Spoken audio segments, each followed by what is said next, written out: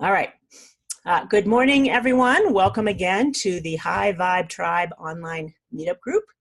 My name is Liz Garcia, and I'm founder of the MindBodySpiritNetwork.com, which is an online marketing platform for mind, body, healer types of professionals that helps align you with powerful and leveraged expert marketing, which would be me doing that for you within the context of a conscious community. It's what I call a power play because most of you healer types are not marketers. So I put you all together in a group and we power play it out. That's my intention there. And I'm also the founder of the AthenaArena.com, which is a website for supercharging your business with what I call a Wonder Woman brand. We're going to touch on branding today because it is totally connected to your Facebook marketing efforts. So today's presentation is about how to Facebook ads. And we have some topics of interest here that I'm going to cover quickly because one of our members needs to leave.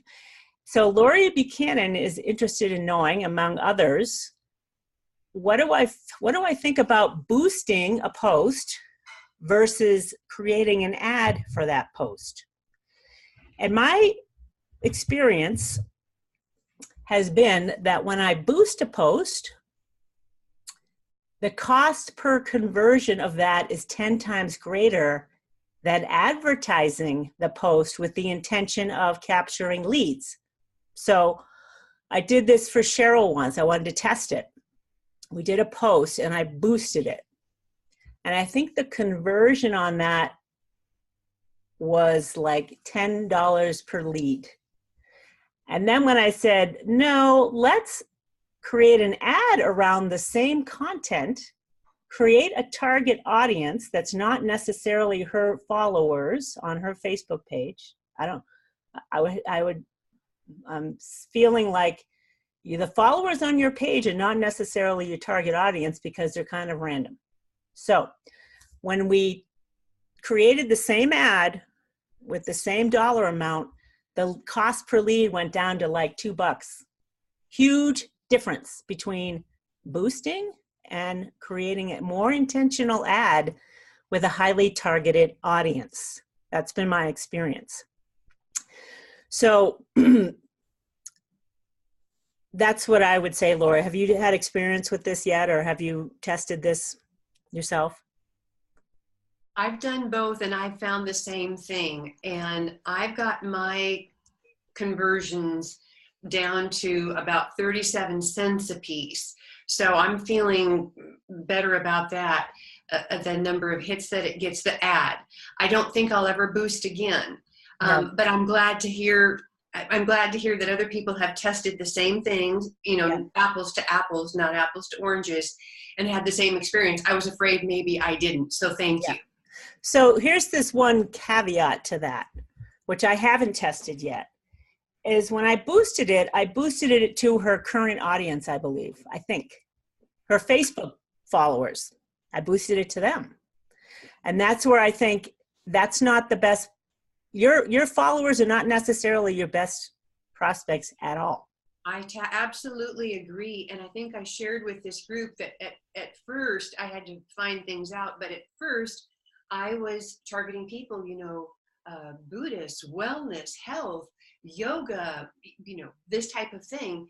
They're me. So why talk to that audience? When I went to people who are my audience, people experiencing bankruptcy, divorce, body image issues, that type of thing, then I discovered that was my audience, not people who are already like me or following my page. So Liz, to what you said, that is exactly true.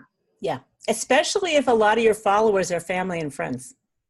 I mean, it looks nice in the numbers, like you got a lot of followers, but if they're not going to dole out any dough for your services, they're nice for support, but so we're going to talk about how to create a targeted audience today, and I'll walk you through creating an audience in a minute.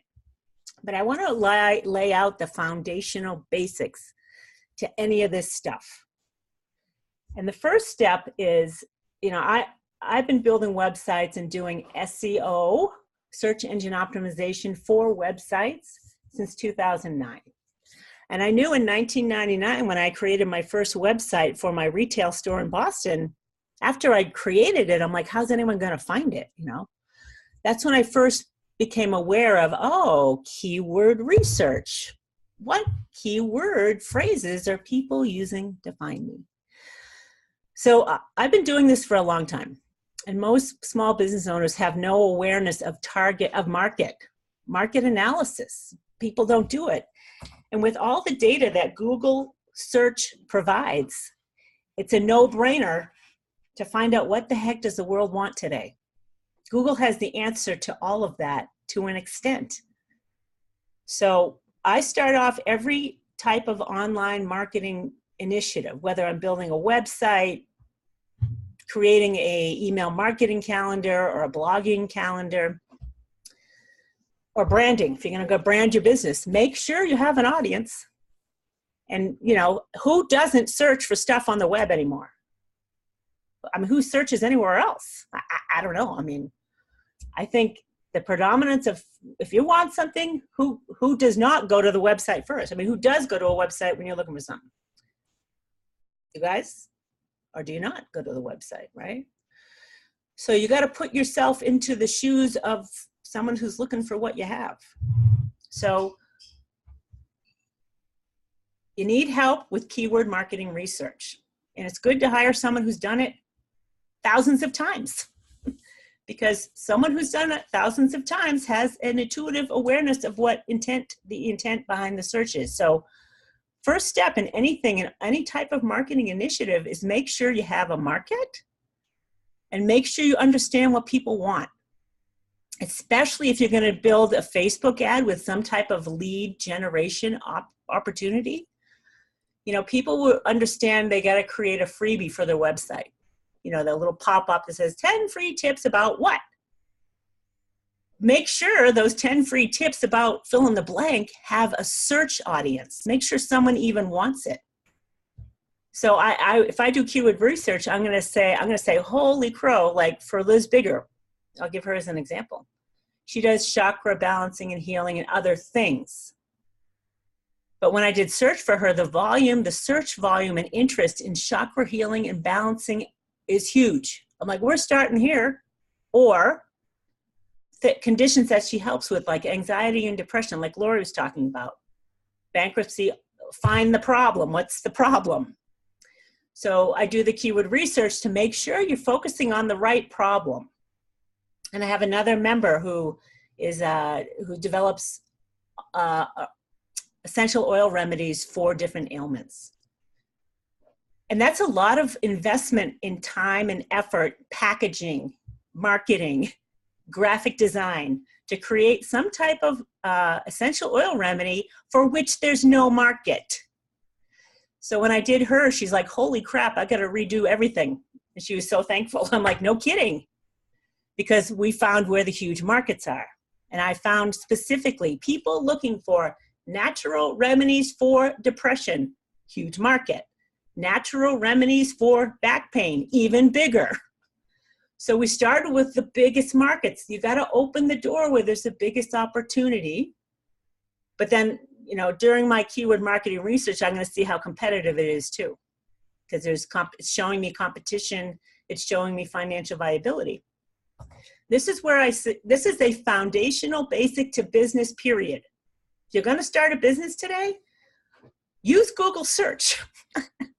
Get someone who can help you with Google keyword research. It's not expensive relative to hiring a marketing firm to do market analysis. You don't need to do that. You can start fairly simply.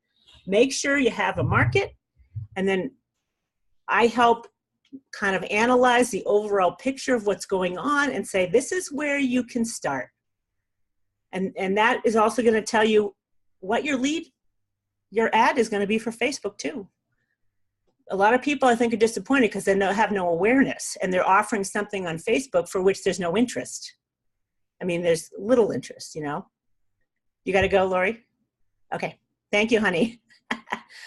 So super important. If you were to come to me and say, oh, I want to, like Carol, I want to do something with Ayurveda. There's a lot of interest in Ayurveda. However, there might be a particular topic within the context of that you want to address first, to open the doors bigger, because you got to open the doors bigger. Don't start here with a highly specific topic for which there's 10 searches a month versus 10,000 searches a month. So this is a huge eye opener. This is a foundational basic to jumping into Facebook ads. Know your market. And for the cost of someone to help you, you're going to save on all the money and time and effort. You could totally blow $1,000 on Facebook when you should have set the foundation of understanding before jumping in for the same amount of money. So that's foundation number one. Foundation number two is building a brand. Clearly defining what your business is, who you're going to serve. And that's a whole other topic. And it's a topic that most people don't go through. And I've known this for years, and it only came to me in the last few years. Like, I could see it. My clients are coming to me. They're giving me all of this information, but they haven't defined anything about who they're going to serve, what's the experience going to be, what's the promise, how am I going to communicate this clearly, how am I going to do it consistently? And then how are you going to monetize that? How is this business going to be profitable? And it's hard to be profitable when you're trying to be all things to all people and haven't identified your brand. So diving into Facebook ads without some of this awareness, putting a stake in the ground, you're energetically kind of floundering still because you haven't identified that for yourself. And you're hoping people are just going to have to do it for you, which you don't want that. You don't want people to have to perceive you or have to try to figure you out, because they're not gonna. 3 seconds, that's all you got on a website. They show up, do they have what I want? No, boom. When you get that, you finally get that, then you're like, oh my God, I gotta clear big time. You got 3 seconds to grab somebody. So that's foundational basic number two, some sort of intentional branding process, whether you do it with someone, which I would recommend because you need feedback from people. You need to bounce stuff off of people to make sure it rings true. And you also need to have that kind of marketing analysis to make sure you're not going through the branding process for the wrong thing. There could be other opportunities for you, which I see in that analysis, that will open more doors quickly and you're serving a bigger market. All right, those are some foundational basics. And now you're ready to dive into Facebook advertising, because you got clear on you got clear on the language you're going to use, because you're going to use a particular language that's going to attract your ideal client, right? You want to speak to your ideal client. I'm going to give you an example. So for my website, theathenaarena.com, it's all about branding. And my tagline is supercharge your business with a Wonder Woman brand. Some women don't feel like they deserve that or that they are that. And that's okay. I'm not speaking to them. I'm willing to let them go. I want people, what I'm saying, so going through the process is you're defining who that ideal client is energetically. And I want someone who is willing to accept they're the creator of their own experience. This is a different level of consciousness. This is what I want to work with. This is what I'm saying.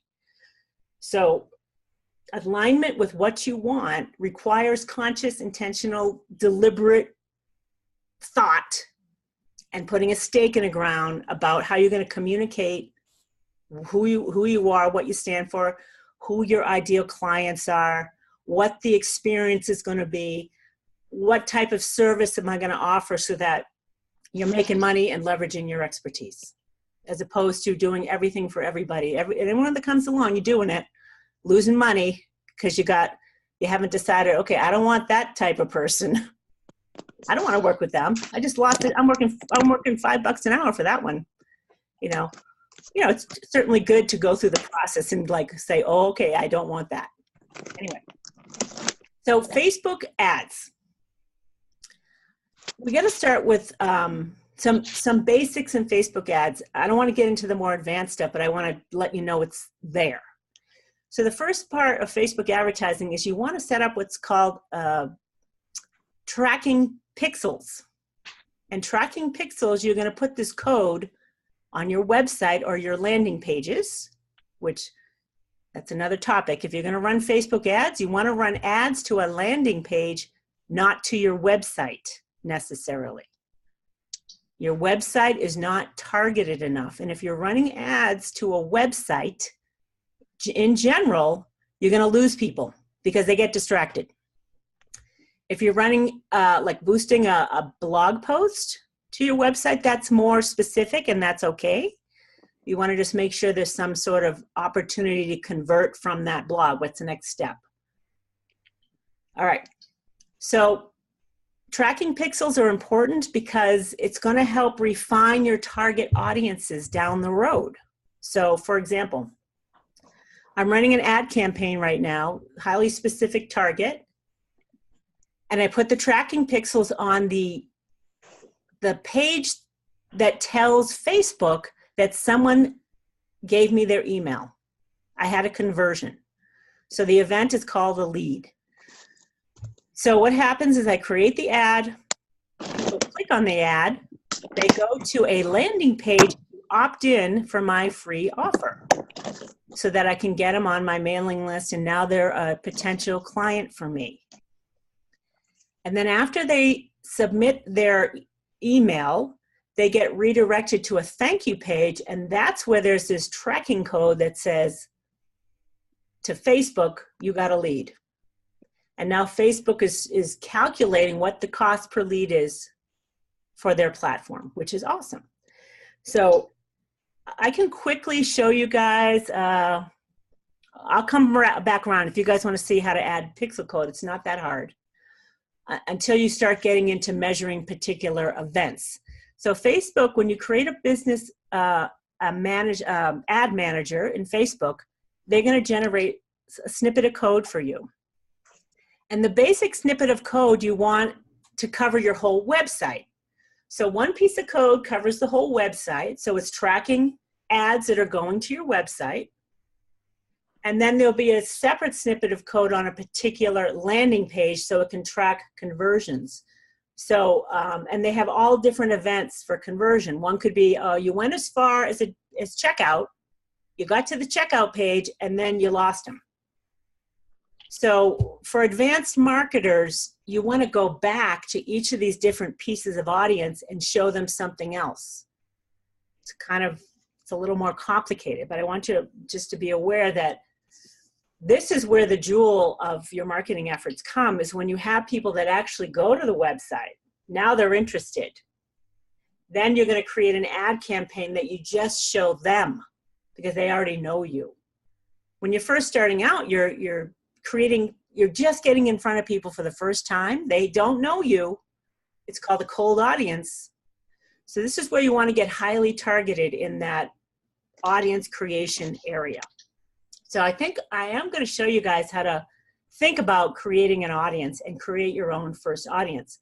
But what's really important is that you have that tracking pixel on your website before you start running any ads. And someone can Facebook walks you through it.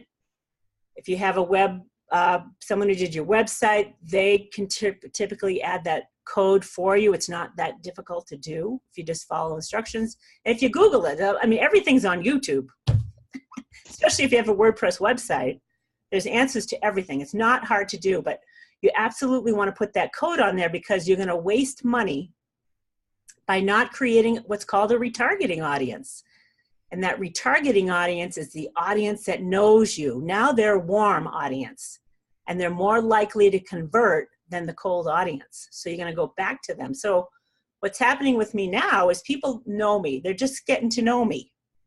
Now my retargeting ads are inviting them into the next step. Now that they know me, they've seen some video, they know what I'm doing.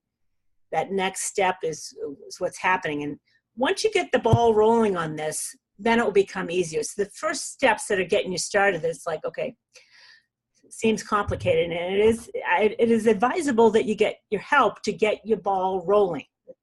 And really important is you got to keep the ball rolling.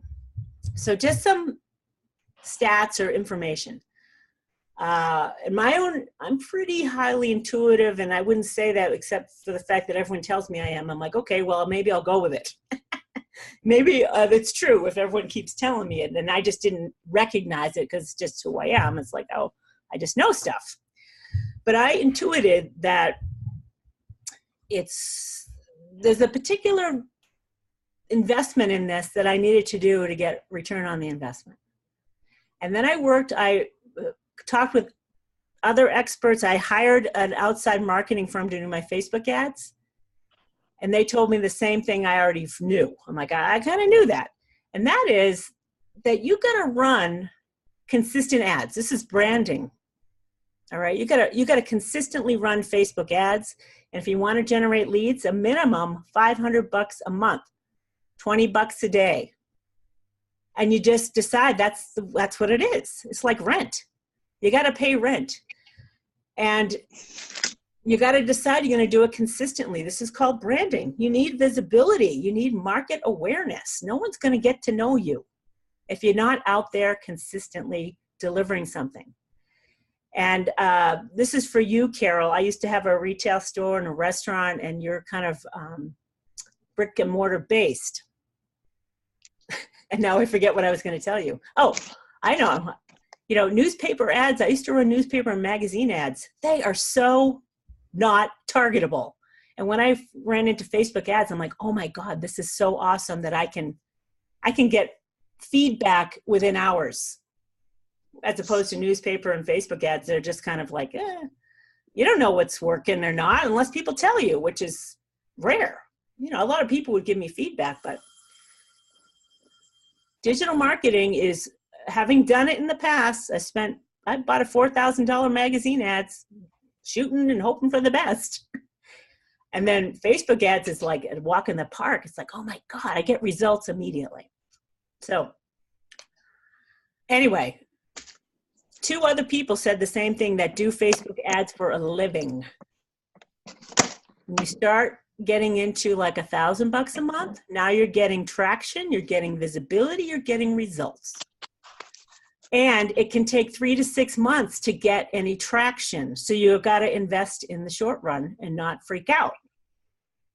So I started off at $1,200 a month. And it took a couple of weeks because there's a process of alignment and understanding and paying attention to your ads and your audience. So when I first started this round of marketing that I'm doing, I built out this giant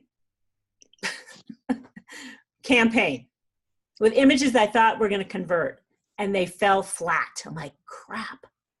But I didn't freak out. Okay. I was still getting conversion, and the cost per lead was like $15. I'm like, that's kind of high, but I understand my market. I'm going to get to the money part of this, Carol, because we want to talk about the money part. So I'm like, but I knew it was going to go down because what's happening with Facebook is they're feeling what's going on. They know Liz wants to convert to leads at the lowest cost per lead. That was my objective. I want leads at the lowest cost per lead for my target audience. And as time goes by, that cost per lead goes down and down and down. And the audience gets more refined. So when I first started, there's this analytic in Facebook that's called relevancy. It's a score of 1 to 10. And relevancy is telling me if I'm reaching that audience. Are they responding to my ad? And if people are responding, I'm getting leads and they're commenting or whatever, that's the relevancy should be 7 and above. You want to get 7 and above on relevancy. And when I first started, my relevancy was 4, which I'd never had before. I'm like, whoa, that's really low. So what I did is I went back to my Twitter feed and I looked at high converting, high engagement ads. I'm like, I should have gone with this from the beginning. So I went back and I recreated the ad from something in Twitter that I got positive feedback on, and the whole game changed. And I had to play with the audience twice. So my first target audience was highly focused on people that had an interest in personal branding only. That's it. That didn't work. It was too small. So then I refined that audience, and I added people that are interested in digital marketing and personal branding. And now I've got the sweet spot running of people that want what I'm doing. And I was a little concerned about my click-through rate. So the click-through rate is like how many people are seeing the ad and clicking through on it. And I used to have click-through rates of 4 to 5% on my ads on Facebook. And I had high relevancy scores. But then my click-through rates here are 1% or low. I'm like, this is awfully low. So I was a little concerned. However, my click-through rate, my conversion rate on the landing page was 55 to 60%, which is a huge number for cold audience. So you got to understand every step of the way, there's a benchmark to look at. And I used to think click-through rate was a big deal, but then when I saw what was going on, I'm like, whoa, but the conversion rate is high, super high. I used to have 20, 25% conversion rate for people opting in on that landing page, and now it's jumped to 55, 60%. I'm like, whoa, that's huge. I don't care about the click-through rate because the leads are getting bigger. So someone had a question? No? All right, you guys can ask questions. All right, so I want to show you quickly about how to set up a target audience. But so let me tell you, the ad I've had has been running for, I think, 2 months. It started off at $15 a lead at the relevancy score of about 4. Now I'm down to $3.93 a lead with a relevancy score of 8. And what's going on in the background is the Facebook algorithm is working. It's trying to figure out what's working, right? And it's delivering the best ad, the optimized ad, the image, the copy that's working to my audience. So now I'm happy. I'm getting a lot of leads. And that's, for me, I'm in a competitive industry. You got to understand your market too. You know, there's a lot of people that'll pay $500 for a sale in the business I'm in. I, in fact, would pay that. There's a limit. So this is where the money comes in. What is the sale worth to you? We'll talk about the sale, the money part of it. You got to sit down, and this is where you need to sell something significant. You've got to have a kind of a product lineup. This is the first product you're going to sell that it's going to be an upsell to another.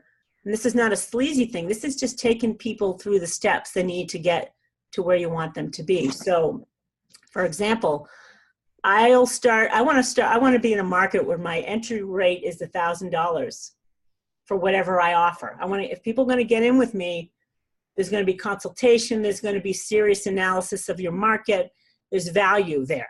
I don't want to start people at $10.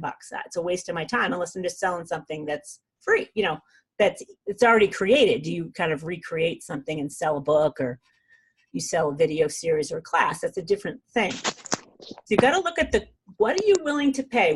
You got to look at what the lifetime value of a customer is. And I look at it a year. What does someone spend in a year? Because I'm not that advanced to figure out the accounting for a lifetime value of somebody. But most of my clients spend this much in a year. They stay with me for 3 to 5 years. What's the value of that? And then, so you got to kind of back play the math of it. So let's say, as a simple example, someone's worth $1,000 to me in a year. Let's just use that. I'm willing to pay 10% of that as the cost of marketing it. So there's $100. I'm willing to pay $100 for someone to become a client of mine, because there's all this other stuff going on in the background, referrals, more business, whatever, right? You got to look at that. And then you're going to say, I think I can convert 10%, maybe 5% I can convert. So let's keep it simple at 10. So if I can convert 10%, then for every 100 people or every 10 people, one person's going to buy. So my cost per lead is $10. I'm willing to pay $10 per lead. So you got to look at it that way. And you don't want to freak out when your cost per lead is huge. I've done ads when my lead was $35, $60 a lead, but then it quickly got into, you got to stick with it on Facebook so that they can work, the back end algorithm is working for you. So It's a long-term deal. It's not a short one boosted post. Okay. When you think about visibility and branding, one boosted post, you got to do it consistently if you're going to do it, right? Not once and hope for the best. Yes, Liz. This isn't my question. I don't know. Did you see this over here? Earthkeeper Selena asked, you need to spend $1,000 in advance before ads begin to offer a return. Pretty much. Well, you'll get a return in that you'll have, thank you, Liz, for flagging that. You'll get a return right away. You'll start generating leads if it's done properly. So make sure you have the right offer. A. Make sure you got to test your visuals. Visuals matter on Facebook. And typically you can test 6 images at a time for an ad. So Facebook's going to figure out fairly quickly which image is going to get the most response. And then you can fine tune it down the line. But if you're spending $1,000, you're getting return right away. So for me, I was getting leads immediately. I get leads right away, which is an awesome feedback. You're like, okay, cool. I don't love the cost of the lead at the beginning, but then it started to go down. Now I'm like loving the cost per lead because it keeps going down. So, and I'm getting, I'm spending $40 a day, $4 per lead is 10 leads a day, which is awesome. I'm loving that. And the traffic on my website is steadily climbing and significant. I'm getting visibility. My social media stuff is getting response. So there's engagement going on. So I want to, I'm running out of time. I want to take a look at audience targeting because that was a big one. And I hope I kind of covered the money part of it, Carol. You kind of follow me on the money. Everyone follow you on the money. So you got to figure out what is a client worth over a year. And if you look at your accounting, which I did, most of my clients last 3 to 5 years. And you look at that value, but stick with the simple year. Like, what are they going to spend in a year? 10% is higher than I really wanted. I mean, 5% is kind of the norm. If you're in retail and stuff, you spend 5%. Who knows? Accept whatever, even if it's 20%. You're getting the ball rolling, and remember you're building a referral base now. People that'll refer you and love you, and those are free. So you're paying for the free referrals that are coming in behind all of that. This is getting momentum and your brand awareness going. Okay. Anyone have questions on the financial side of it, on how to figure out how to spend for this or anything? Okay. I do want to let you know, this is interesting. All of my ads in the analytics, none of it is going on Facebook. It's all going on Instagram, which is new to me. So the analytics on Instagram are different than Facebook, and I think it has to do with people, the click-through rate is lower, I think, because of the whole Instagram experience and that it's new to Instagram to be responding to ads. I think there's less, people are more into looking at the feeds than they are to responding to ads. So even though that click-through rate, I think that may be why that click-through rate is so low. None of my stuff is getting delivered on Facebook, and it probably has to do with, I want the lowest cost per lead. Facebook is going to get their high rollers. High rollers on Facebook they're going to get the coverage. People that are spending a lot of money. So there's only so much space on everybody's feed, and everyone's trying to get the attention of it. The high rollers are going to get it, is my guess. So all of my leads are coming from Instagram, which was a surprise to me. And it's fine because I love visually based stuff. All right, let's go. So if there's any questions, I'm going to go to targeting here. All right, I'm going to share my screen. And let's take a peek real quick at creating a target, which I have right here. So when you get into your Facebook ad manager, and you guys are going to have to set one up, you don't have to do, they may request a credit card, but you're not going to get charged. Just set it up and go get kind of aligned with doing this. Don't be afraid, just do it. So I'm going to create an audience. And why is it not letting me create an audience? That's weird. Shoot. Let me refresh the page, see what happens.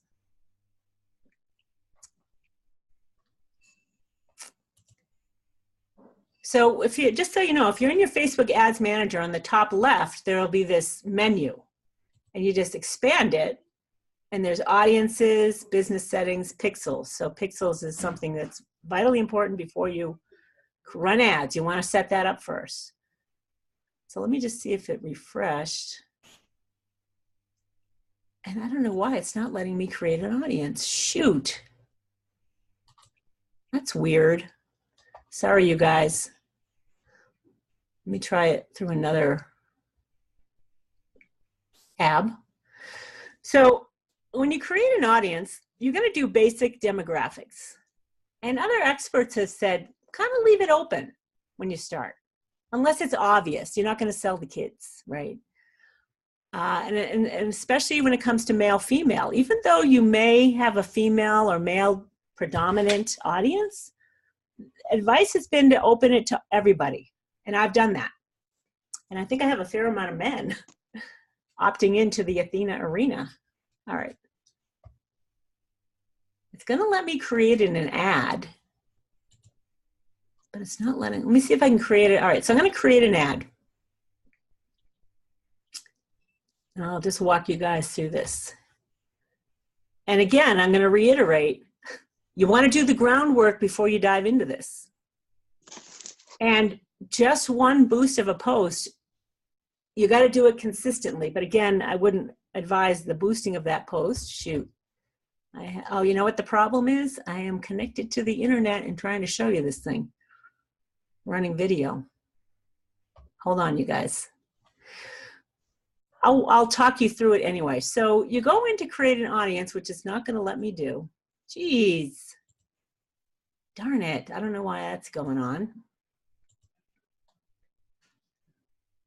Let me see if I can edit an audience or duplicate an audience. Let's see. Let me just take a peek.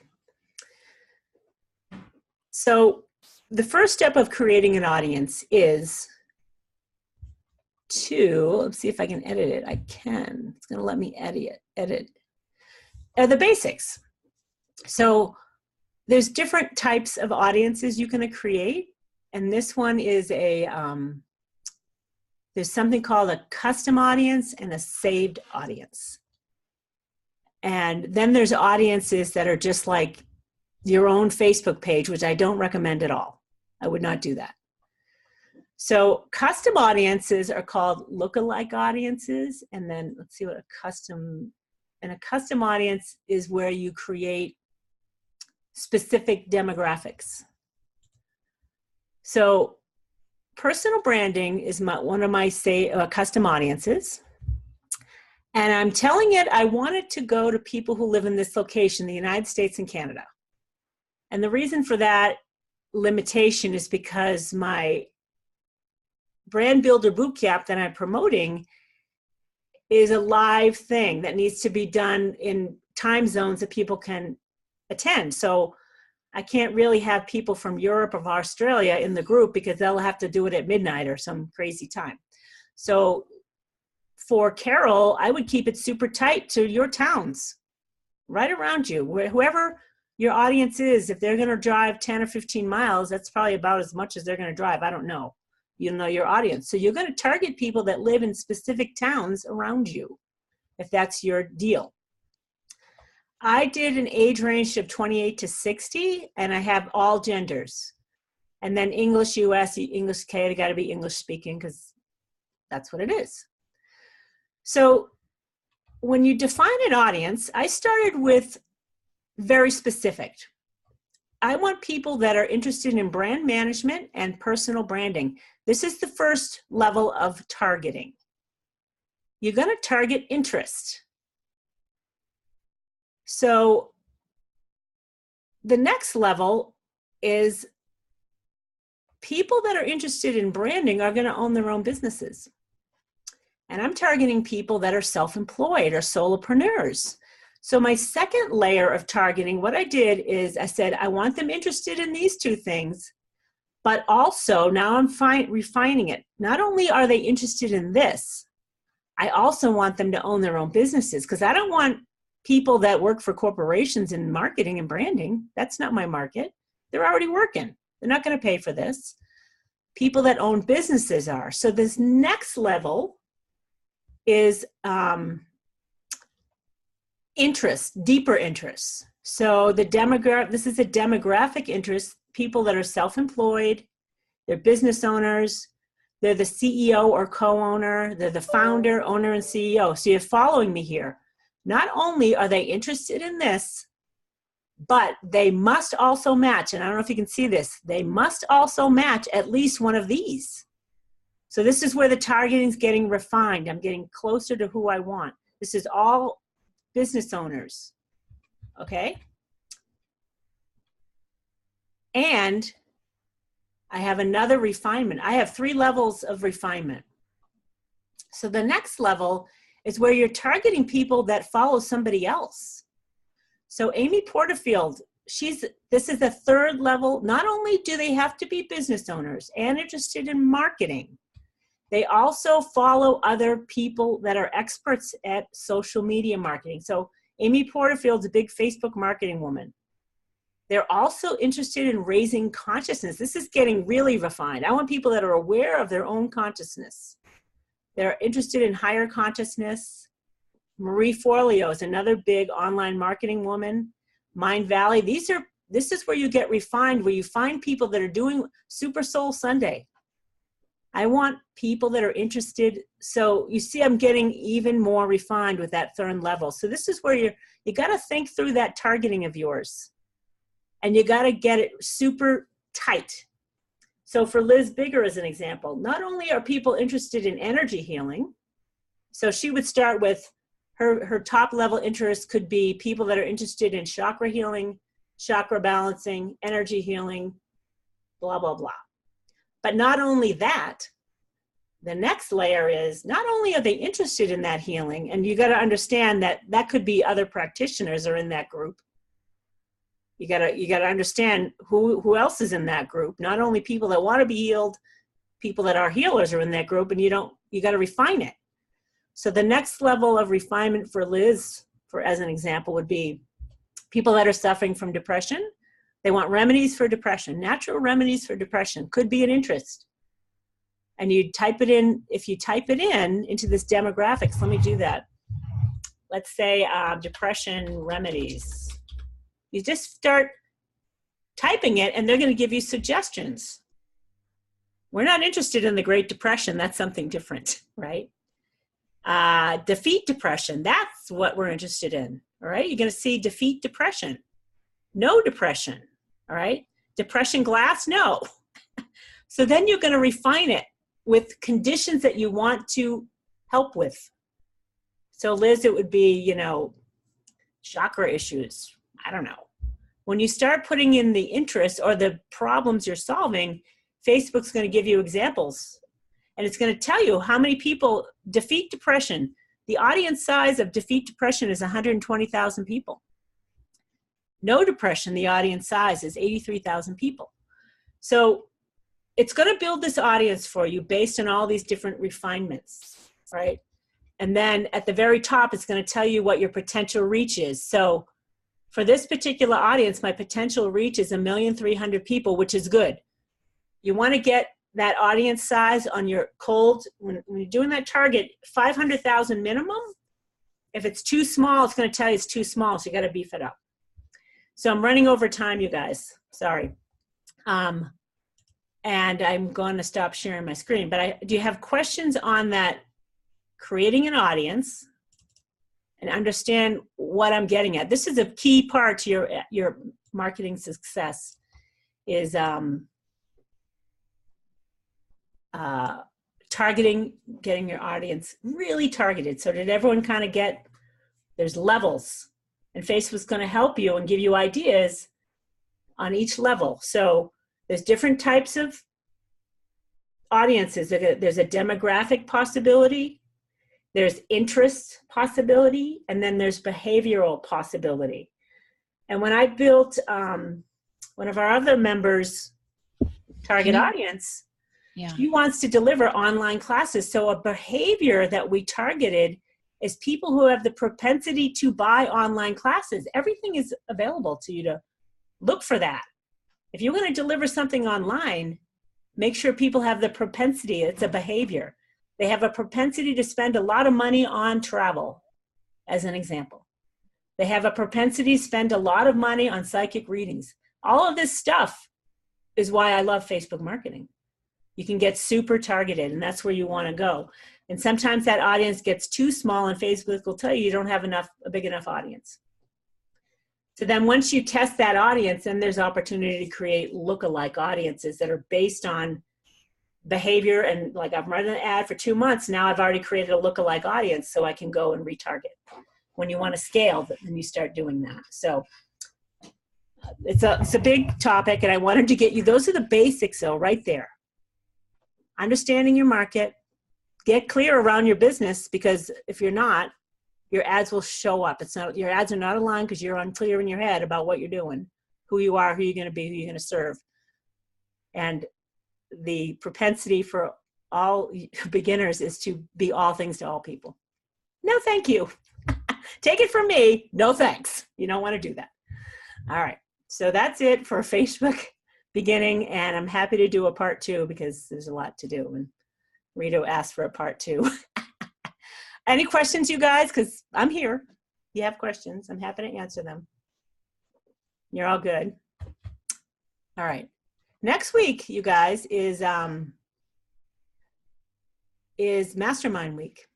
So if you have more questions, that's a great time to come back, and we can answer questions about whatever you want. And I'm here to answer questions about whatever you want. And anyone else in the group who has answers to questions are welcome to chime in. We want to all help each other. So that's the scoop.